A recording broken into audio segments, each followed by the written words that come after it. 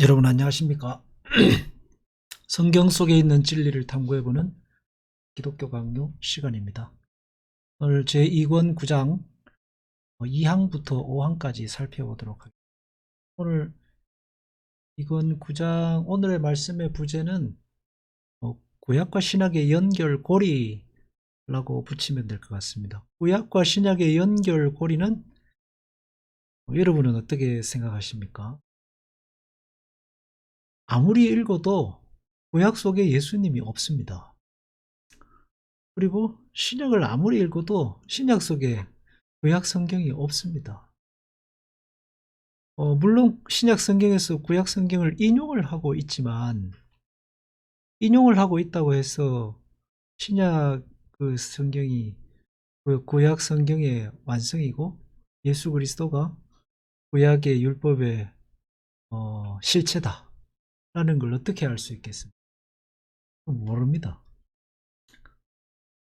근데 어떻게 해서 사람들은 이렇게 예수 그리스도를 율법의 완성이라고 하고 신약 성경이 구약의 그 약속의 완성이라고 하고 구약과 신약은 같다라고 말하는 걸까요? 그 구약과 신약을 연결해주는 유일한 연결고리는 예수 그리스도이십니다.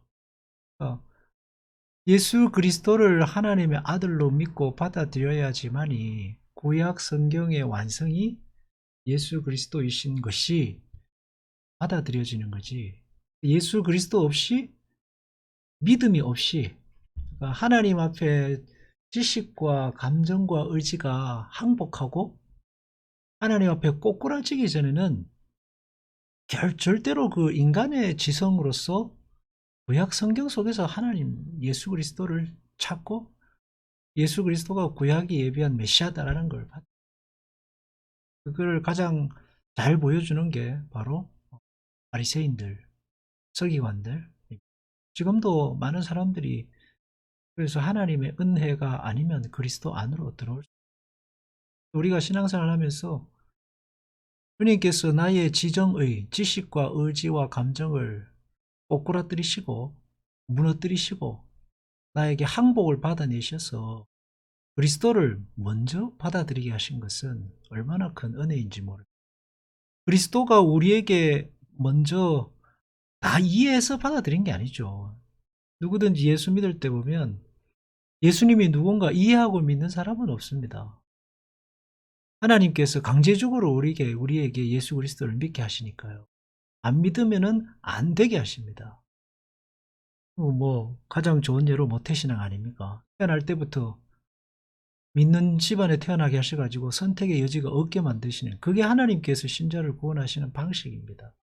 인간의 자유의지를 가지고 한다? 안 됩니다. 인간의 자유의지는 하나님과 반대로 갑니다. 이게 타락입니다.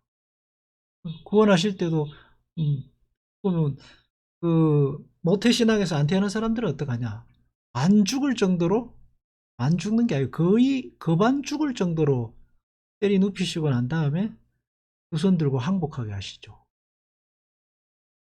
그리고 친구 따라온 사람들은 어쩌다가 다니다 보니까 자기도 모르게 그리스도를 받아들이게 되는 이런 경우지 예수님의 하나님의 아들이고 메시아고 인간은 죄인이고 이런 성경의 교리들을 속속들이 받아들여서 그럼 난 예수 믿게 이런 사람은 거의 없는 것입니다. 그러니까 아무것도 모르는 우리에게 하나님이 먼저 그리스도를 믿게 하시고 받아들이게 하시고 우리의 지정의를 꺾어서 항복케 하신 게 한총입니다. 그래서 그리스도를 받아들이고 나면 예수님이 구약과 신약을 연결시켜주는 다리가 되시는 겁니다. 그리고 신약 성경이 바울과 같은 그 특별한 하나님의 부름받은 하나님의 말씀의 사역자들이 구약 성경에 있는 예수 그리스도를 그 비밀을 잘 풀어놓은 걸 우리가 보고 따라가는 거죠. 저도 고민이 많았습니다. 어떻게 구약과 신약이 연결될 수 있느냐. 인간의 눈으로는 연결되지 않거든요. 그래서 우리가 연결되지 않는 그것, 예수 그리스도로부터 천지를 창조하신 하나님까지 연결되지 않는 그 끊어진 다리를 예수님이 연결하셨어요. 그 다리를 통해서 창조주 하나님께까지 갈 수 있고, 또 거기서부터 다시 예수께로 와서 또 하나님의 아들이 되는 영생의 기쁨을 누리는 단계까지 우리의 노력이 아닌 하나님의 은혜로 누릴 수 있게 됐다는 것, 얼마나 큰 은혜인지 모릅니다. 신앙생활을 자꾸, 잠시만요.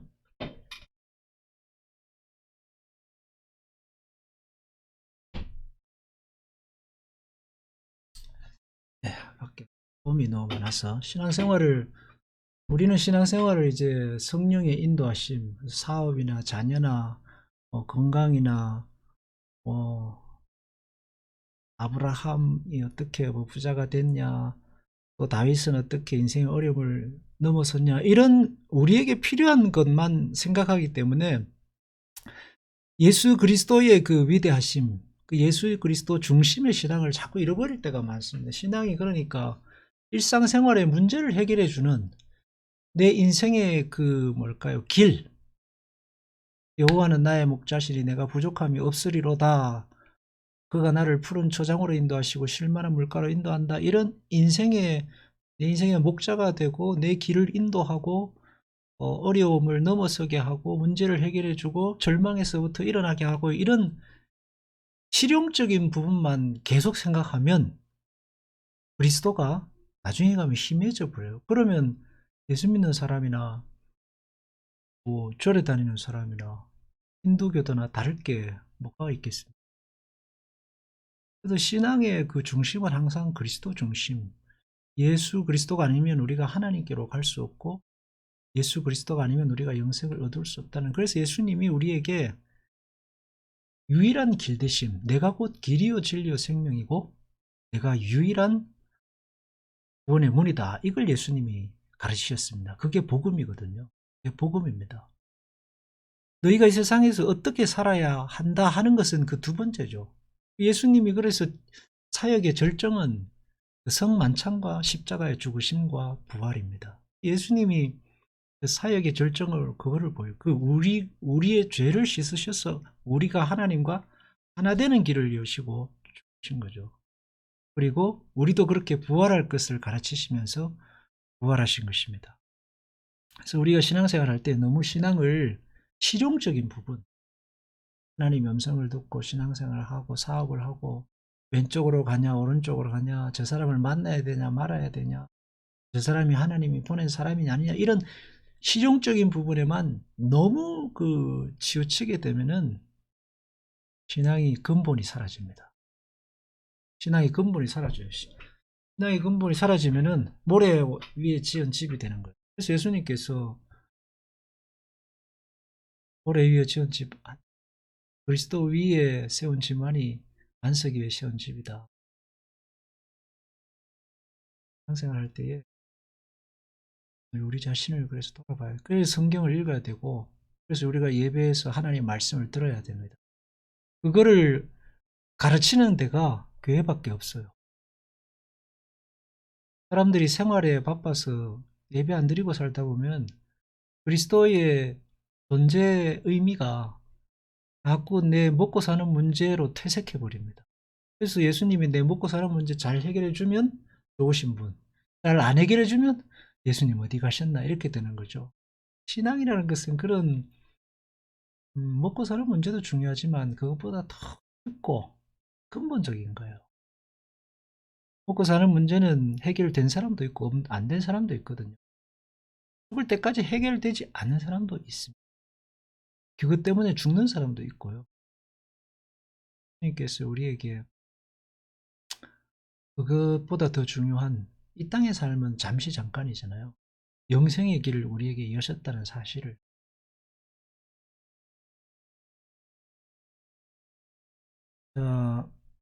복음은 계시된 그리스도를 전파한다 했습니다. 구약 성경을 연구하면 예수님이 나오냐? 안 나옵니다.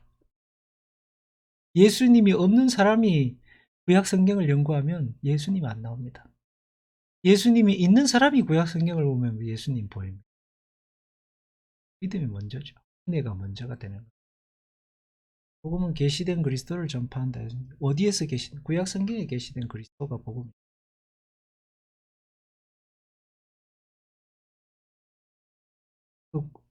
구약에 보면은 하나님께서 아브라함 부르시고 이제 뭐 모세도 부르시고 다윗도 부르시고 하는데 그 사람들이 의롭기 때문에 부른 게 아니거든요. 다 죄인들입니다. 근데 죄인들인데 어떻게 부르셨느냐?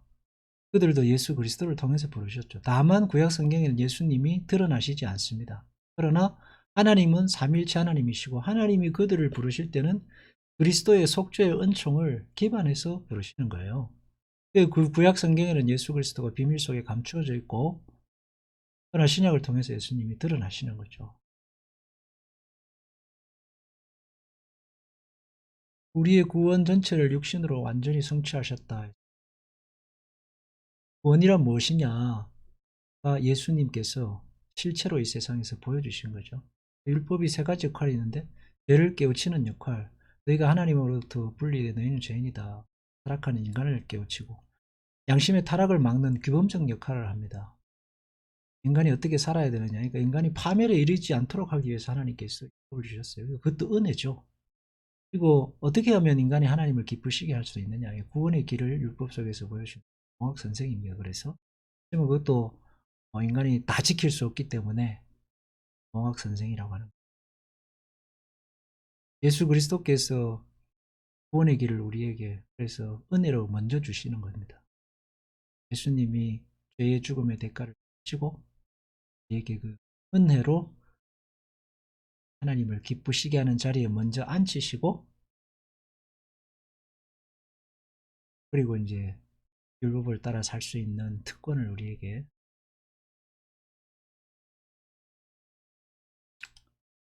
약속들이 우리에게는 파기된 것이 아니다. 예수님이 구약을 완성하셨다고 그랬어요. 우리가 신약 성경을 생각할 때 율법은 없어졌어라고 하는데 누차 말씀드리지만 율법은 없어지지 않았습니다. 율법이 완성됐습니다. 없어지지 않았어요. 구약 성경에 그 율법에 약속된 축복의 약속들은 지금도 여전히 하나님께서 그 율법의 말씀을 지키고 사는 사람들에게 그 율법에 약속된 그 복을 주십니다. 예수 그리스도 안에서 우리에게 주시죠. 율법 폐기론자들이 율법 폐기되지 않았습니다. 완성되고 더 강화됐죠.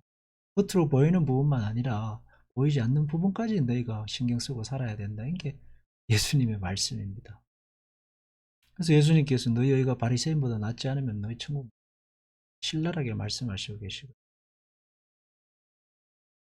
우리가 신앙생활 할 때 그 하나님 말씀 지키는 걸 자랑스럽게 여기고 기대하셔도 됩니다.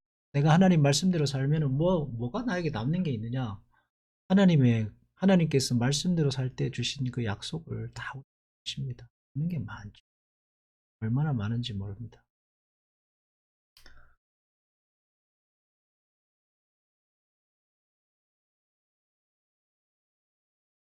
그 말씀의 1.1획이라도 1획이라도 고치지 말라고 주님께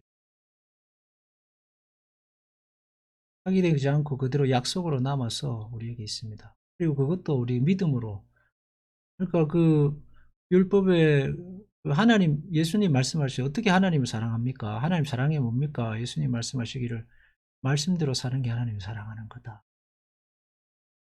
주님 사랑합니다. 말이 아니라 너희가 아무리 말해봐야 뭐 소용이냐. 말씀대로 살아라. 그게 나를 사랑하는 거다. 주님의 말씀이거든요. 말씀이 뭐예요? 율법 아니에요. 그렇죠? 구약 성경 율법입니다. 예수님이 하시는 말씀의 가르침 대부분은 율법에 대한 해석입니다. 새로운 게 아니고요. 율법에 대한 해석이거든요. 우리가 하나님 말씀을 잘 지키고 살면 그런데 그 지키고 살기 위해 가장 필요한 것은 믿음이죠. 우리 주님께서 신자가 되게 할 때 가장 먼저 주시는 게 믿음입니다. 그 믿음이 있어야 말씀대로 살기 때문에. 그래서 율법이 하나님의 임재의 상징이기도 한데 선악과도 같은 거죠. 영존하시는 하나님의 임재의 상징인데 율법이 예수 그리스도를 통해 완성되잖아요. 하나님이 우리에게 오십니다. 그리고 죽으시고 부활하셔서 너희가 율법 속에서 찾고 기대하고 믿었던 하나님이 어떤 분인가 하는 걸 예수님 우리에게 보이시는 거예요. 보이십니다. 그러면서 우리의 죄를 드러내시고 그러면서 우리를 영생에 이르게 하시고 그러면서 우리가 그 앞으로 얻게 될 그 영원한 생명의 표가 어디에 있는 걸 보이십니다. 성령의 인치심을 받았는데 성령의 인치심은 쉽게 말하면 우리의 힘으로는 믿음을 끝까지 지킬 수 없기 때문에 성령께서 우리에게 오셔서 너는 내 거야 라고 하시고 나빠지고 넘어지고 쓰러져도 우리를 붙들고 가시기 위해서 성령께서 우리에게 오신 것입니다.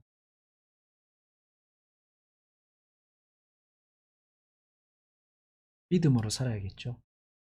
율법과 복음의 반대점을 너무 과장하지 말라 했는데 율법과 복음은 다른 게 아닙니다. 율법 속에 복음이 있고 복음 속에 율법이 주어졌어요. 그러면 율법도 하나님 은혜로 주어졌거든요. 이스라엘 백성들이 십계명 연구해서 만든 겁니다. 그 사람들이 뭐 하나님이 어떤 분인가를 알아서 그 율법 십계명부터 시작해가지고 뭐 정결, 예식, 그 다음에 의식법, 도덕법 그런 거 만들지 않았습니다. 하나님이 아무것도 모르는 이스라엘 백성들에게 하나님이 공짜로 가르쳐 주셨죠. 나 하나님은 어떤 분이다 하는 걸 율법 속. 하나님 백성은 어떻게 살아야 한다는 것을 율법 속. 너희는 죄인인데 죄인인 것을 그 제사를 드리면서 깨우치게 하시고 율법 속에 그 복음이에요. 근데 그 복음 속에 뭐가 있어요? 복음이 뭐예요? 예수 그리스도인 거죠. 근데 그 예수 그리스도 안에 율법이 있고 율법 속에 예수 그리스도 안에 예수가 있는 겁니다. 신앙생활을 잘하는 사람은 구약 성경의 율법 속에서 예수 그리스도를 보고 예수 그리스도 속에서 뭐를 보냐면 율법을 봐요. 하나님 말씀대로 지키는 삶의 영광스러움을 보는 겁니다. 신앙이 균형을 잡게 되죠. 경건의 능력을 부인하는 자가 아니라 경건의 능력을 가진 사람이 행함이 없는 믿음이 아니라 행함 있는 참 믿음이 되는.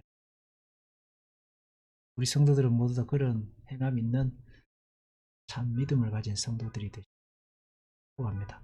자, 세례 요한은 율법과 복음 사이의 양쪽에 관계된 직책을 가졌다는데 세례 요한은 구약의 마지막 선지자이면서 신약을 여는 첫 번째 하나님의 선지자라고 할까요?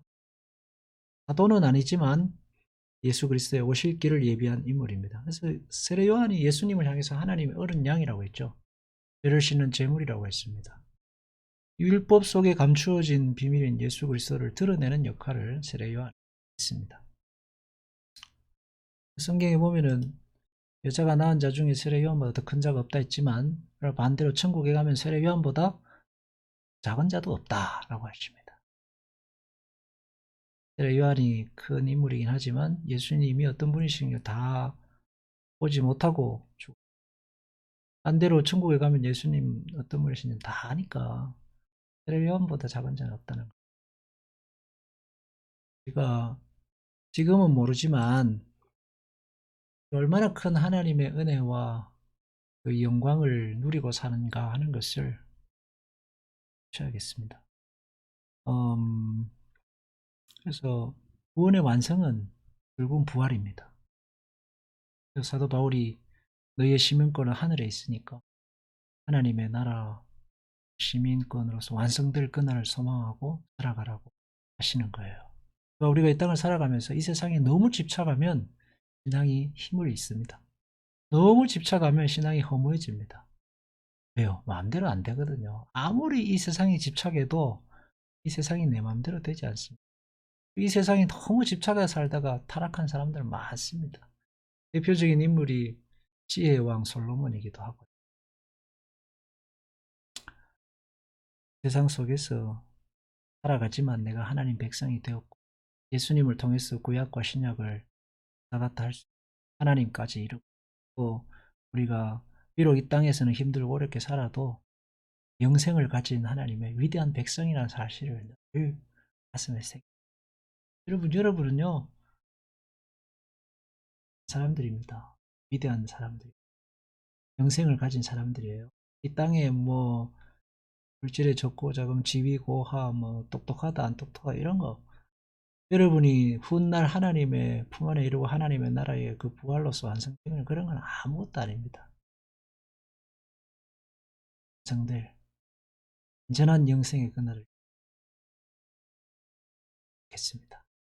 하겠습니다. 하나님 우리는 다 알지 못하는, 아니 전혀 알지 못했던 믿음의 세계를 우리에게 주시고 그리스도를 통해서 영생 얻게 하심을 감사합니다. 우리에게 주어진 영생의 길이 얼마나 복된 길인가를 늘 가슴, 율법 속에서 주님을, 주님 속에서 율법을, 하나님 사랑하는 길이 말씀대로 사는 길임을 늘 기억하고 말씀에 약속된 그 축복, 그러면서도 또한 이 세상에 마음을 다 두지 않고 하나님 나라를 소망하는, 주님 그렇게 주님의 나라를 소망하고 영광된 영생의 자녀로 사는 하나님의 모든 백성들에게 은총을 더하시고 예수님 이름으로 기도합니다.